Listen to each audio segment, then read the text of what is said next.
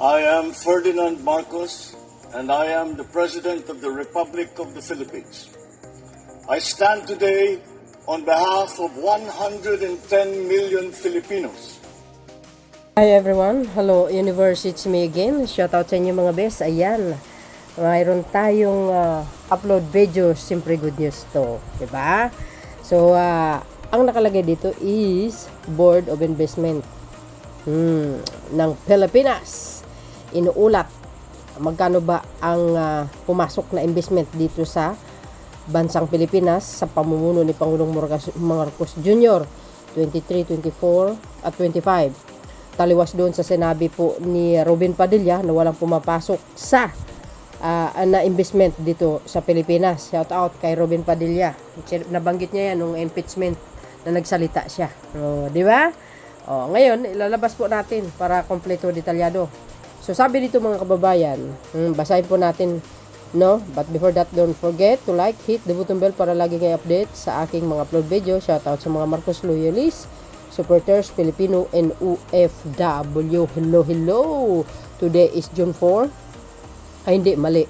June 14 pala, 2025. Sabi po dito guys ng BOI, approved investment hit 3.54 million. Shout out kay Robin Padilla, no? Sabi niya walang investment na pumapasok, nag-alisan na raw. Ay nag-alisan na. Grabe ano. Ito guys ay nalit ako sa pag-upload. Nakalimutan ko. Pinablis ito nung May 31. Okay lang po 'yun, pero kailangan po natin i-upload ito para malaman ni Senator Robin Padilla, no? So dahil dito mga kababayan, sabi po ng PhilStar, nakikita nyo, the Philippine Star, ayan, no? BOA, Board of Investment, Philippines.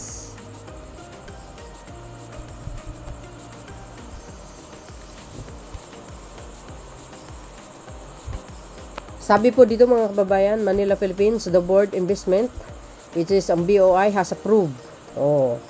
Mr. Senator Padilla, anong sinabi? The Board of Investment has approved. Has approved means inaprobahan 3.5 trillion worth of investment under the Marcos administration. Ngayon, mag-research kayo sa panahon ni Digong, mayroon bang ganito? Wala, nga. Di ba? Kaya lumalago ang ekonomiya ng bansa. Bakit? Pag magaling kasi ang Pangulo na mamuno, tulad ni Pangulong Marcos Jr., ito po ang resulta. Ito po yung mga result ng mga pag-travel niya sa buong mundo. In a statement yesterday, the BOI said investment approved by the agency reached 3.54 trillion from July 2022 to 2025. You see, sabi ko 23, kasama pa lang 2022. Kaupo lang sa Malacanang ng Pangulo. Nung 2022 pa yan. Nag-travel na po siya. Naghanap po siya ng naghihikayat siya o nag-encourage siya ng mga banyaga para mag-invest sa Pilipinas. Tingnan mo naman yan. Ang laki ng result, di ba? Ang ganda ng resulta nito, guys. Ang outcome. Grabe ano? Saludos naman talaga kay Pangulong Marcos Jr. sa mga economic teams niya. Tulo. Sabi po dito, guys, ito para ito kay Senator Rebella ay Robin Padilla. Shout out ulit. The total investment include record-breaking annual figures of 1.26 trillion. 1.26 trillion in 2023. Goes. And 1.62 trillion in 2024. Shout out kay Senator Rebella. Robin Padilla. Sir, sabi nyo, nag-alisa ng mga nag-investment sa Pilipinas. Dapat kayo, Senator Rebella, Ruben, dapat nag-research po kayo. Hindi yung po yung speech nyo nung impeachment. Puro kayo fake news kasi senador yung tao. Last year's approved. Ito na naman sa senator ng Pilipinas. Si Robin Padilla, last year approved investment were the highest ever.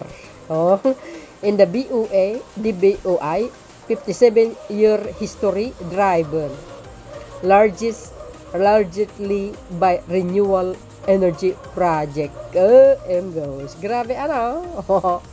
Sabi sa inyo eh. Tuloy. The total approved investments are expected to generate 147,000 jobs to guys, 304 jobs. Generate 147,304 jobs. What the heck? Di ba? Thank you, Mr. President. Galing mo talaga. The record-breaking figure are a testament to the Philippines' sound investments policies and enduring appeal as a regional hub. But even more importantly, they reflect the strong leadership and clear directive of the President Ferdinand Marcos to build a strong innovation-driven economy anchored on high-quality investment that they generate jobs, enhance infrastructure, and elevate our global competitiveness, Trade Secretary Cristina Roque said. Di ba? Remember guys, pangalawa tayo sa Southeast Asia, ang pinakamabilis paglago sa ekonomiya ng buong Asia under the Marcos administration. Shout out uli kay Senator Rebilla. Hindi, Padilla pala. Si Rebilla ako ng Rebilla. Ibig sabihin, Senator Robin Padilla. Sorry po. Nagkamali lang. Tao lang ako. So, dahil dyan, mga best, tuloy.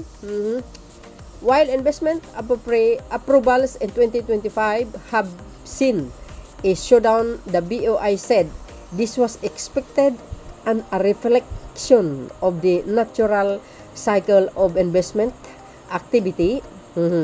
External factors such as global financial condition and heightened geopolitical uncertainty have led investors to adopt a more cautious approach. Di ba? Kasi guys, mayroong napanood ako sa social media na sinasabi daw na isa daw ang Pilipinas na pinaka delikado ang mga turista. Tingnan nyo guys yung paninira nitong mga salot sa lipunan. Ang tanong ko, ilang turista ba ang namatay? Mula 2022. Bilangin nyo kung ilan. Alam niyo itong mga nagpapakalat ng news, fake news sa social media. Sila po yung ayaw umasinso ang bansa. Grabe biro mo yun. Di ako naniwala sa mga post na ganyan. Tuloy. It is important to understand the nature of the strategic investments projects such as offshore winds, farm logistic corridors, and energy infrastructure are larger scale undertaking that involve detailed planning, permitting, and construction phases. These do not translate into immediate FDI, foreign direct investments inflows, but they are critical to long-term growth and competitiveness, sabi ni Roque. The BOI said, the majority of the approved large-scale projects have now entered their implementation phase as part of the efforts to attract investment and promote.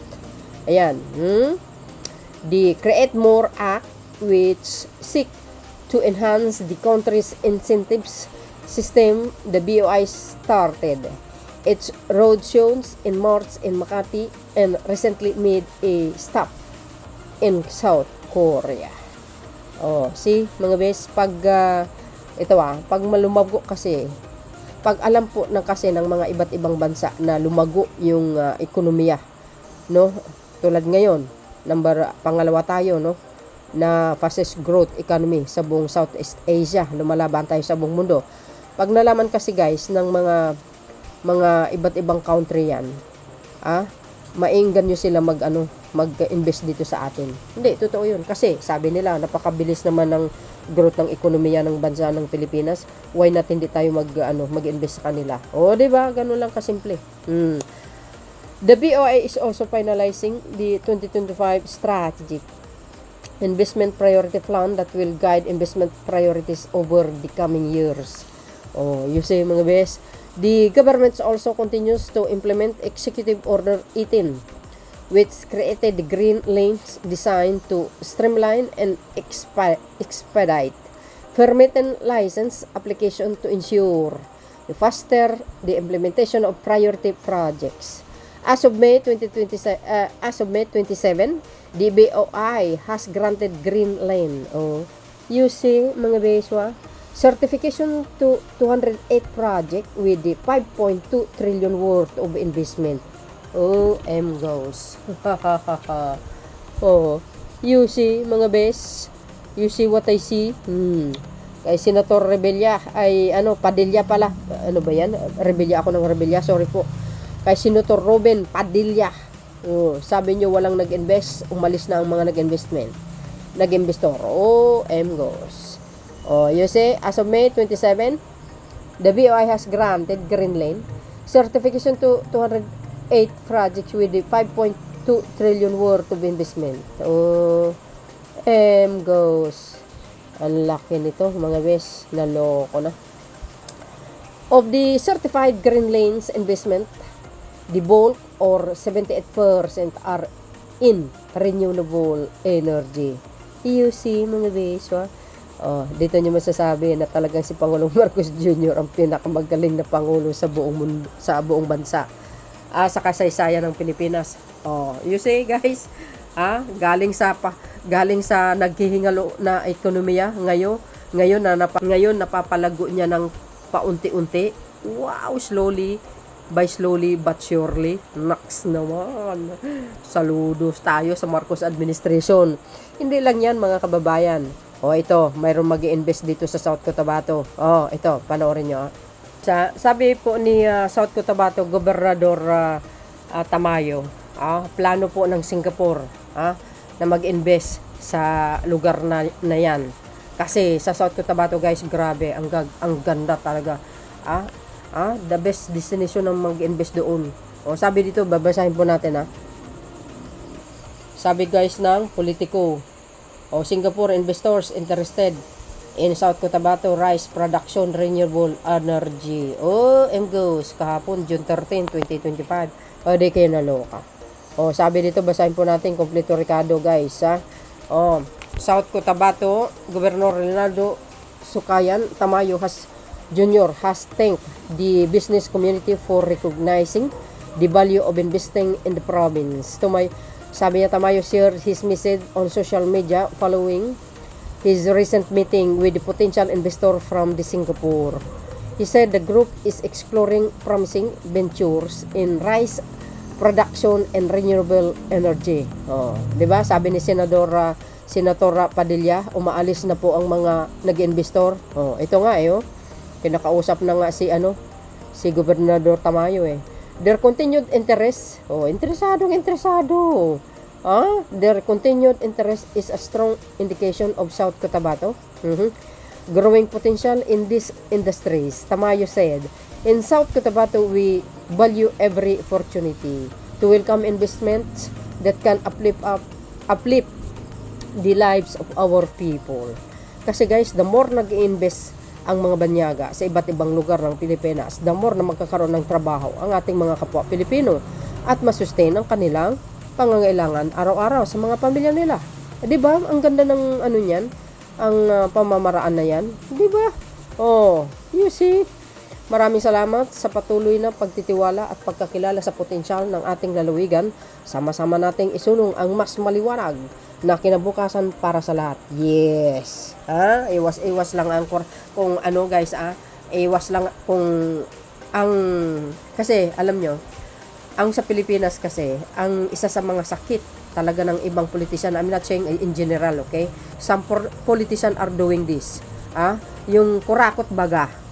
Maiwasan ng mga kurakot sa mga local governments, sigurado, guys, lalago ang bansang Pilipinas. Maniwala kayo. Sa totoo lang.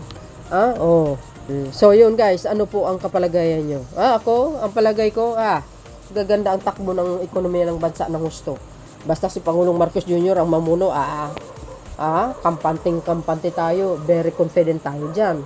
Diba? Tingnan nyo naman ngayon, very affordable ang mga bilihin. Sa totoo lang, So yun guys, ang aking pinaka-latest updates video sa inyong lahat. Maraming salamat sa inyong watching. See you again on my next upload. Abangan po natin ng mga magagandang programa ng ating mahal na Pangulo. Siyempre, under the Marcos administration. Thank you. See you again. Bye. And babus. God bless Philippines. Don't forget to like, hit the button bell para lagi kayo updates. Okay, follow me guys. Babus!